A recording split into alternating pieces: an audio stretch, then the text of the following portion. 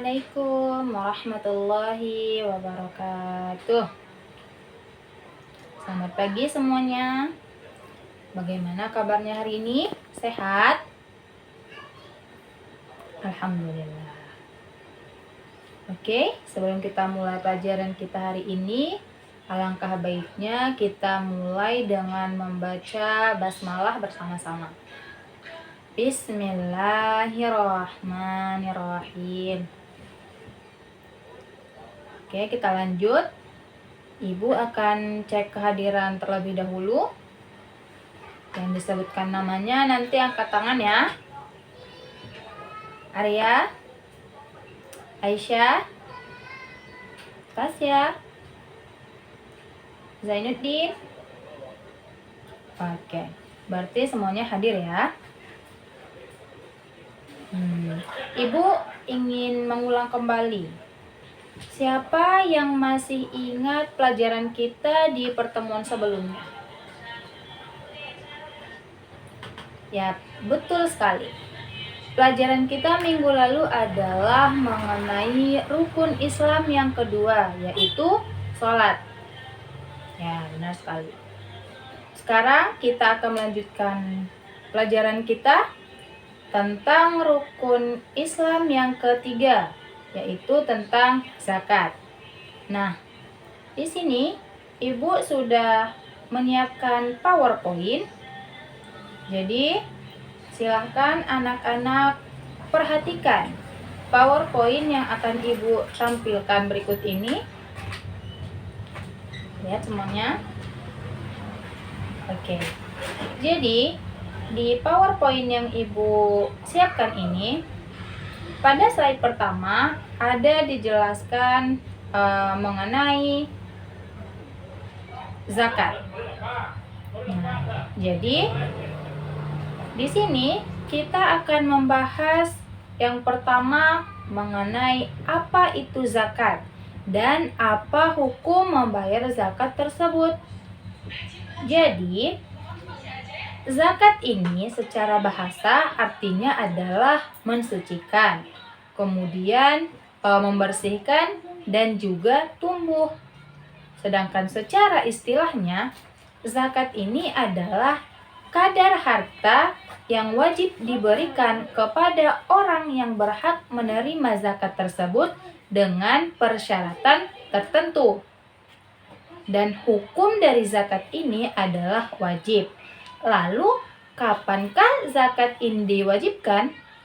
Nah, zakat ini mulai diwajibkan pada tahun kedua Hijriah.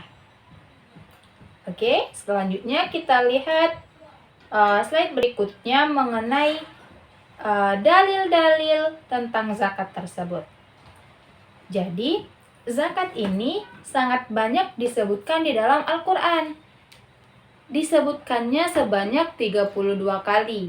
Dan di antara yang 32 kali ini adalah 26 kali disebutkan beriringan dengan kata sholat. Di antara dalil-dalil tersebut kita ambil di sini terdapat pada Quran Surah Al-Baqarah ayat 43. Nah, di sini bunyi ayat tersebut adalah wa aqimus sholata wa atuz zakata warka'u ma'ar raki'in. Artinya, laksanakanlah sholat, tunaikanlah zakat, dan rukuklah beserta orang-orang yang rukuk. Jadi di dalam ayat ini sudah dijelaskan dan terpampang kata zakat tersebut. Kemudian bisa juga kita ambil di sini pada Quran Surah Al-Baqarah juga ayat 277. Arti dari ayat ini adalah sungguh orang-orang yang beriman mengerjakan kebajikan, melaksanakan sholat dan menunaikan zakat. Mereka mendapat pahala di sisi Tuhannya. Tidak ada rasa takut pada mereka dan tidak bersedih hati. Jadi, dengan memberikan zakat ini, nanti orang tersebut tidak akan merasa gelisah lagi di dalam dirinya, gitu. Kemudian, di slide berikutnya ada jenis-jenis zakat. Nah, zakat ini terbagi menjadi dua, yaitu ada zakat fitrah dan juga ada zakat mal. Nah, zakat fitrah ini tujuannya adalah untuk membersihkan diri seseorang yang berpuasa dari sebagian kesalahan-kesalahan yang telah dilakukannya tanpa sengaja. Kemudian zakat yang kedua tadi kan adalah zakat mal. Nah, zakat mal ini tujuannya itu adalah untuk membersihkan harta yang dimiliki oleh seseorang tersebut. Jadi, di pertemuan kali ini, di antara kedua jenis zakat ini, yaitu zakat fitrah dan zakat mal, yang akan kita fokuskan terlebih dahulu, zakat fitrah dulu ya.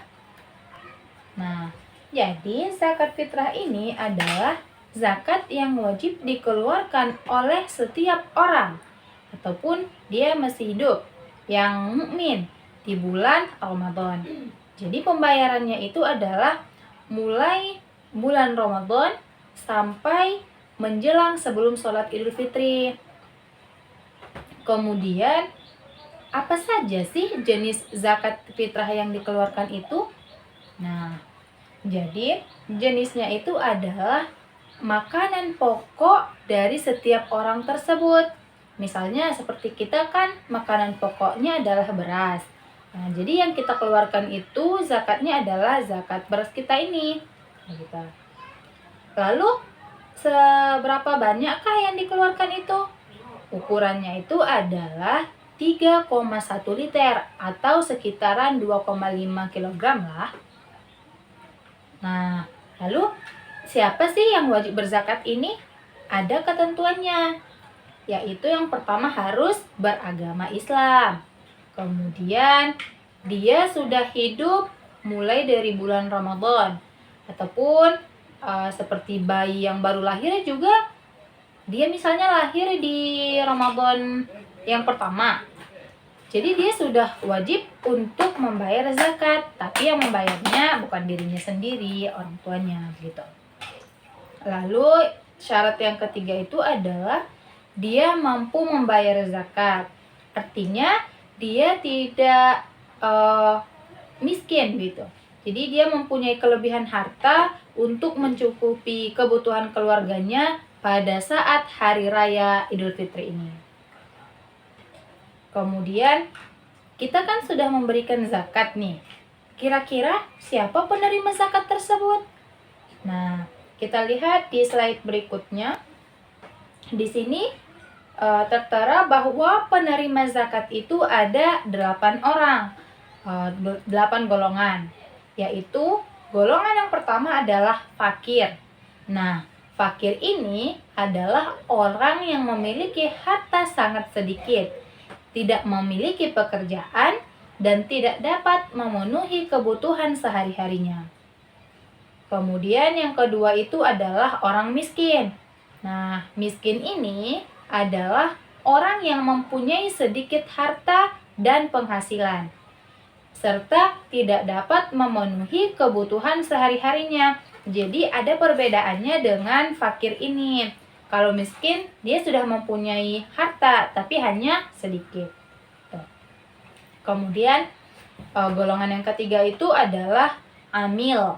Nah, amil ini adalah orang yang mempunyai tugas untuk mengurus zakat, mulai dari pengumpulan sampai pembagiannya. Ini seperti di masjid kan biasanya ada tuh alim ulama yang menerima zakat. Pengumpulan zakatnya diberikan kepada alim ulama ini gitu. Kemudian ada mu'allaf. Mu'allaf ini adalah orang yang hatinya masih lemah, seperti baru saja masuk Islam.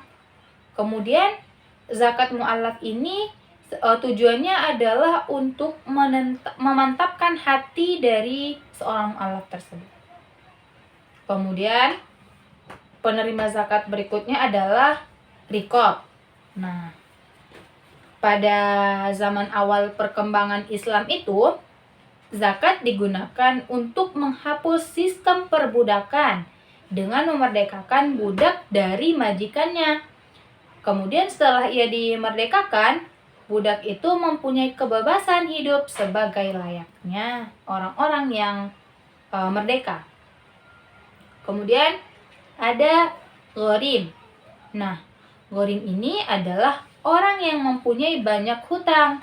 Namun, hutangnya tersebut bukanlah untuk jalan maksiat, tetapi hutangnya adalah untuk yang bersifat kebaikan. Kemudian ada sabilillah.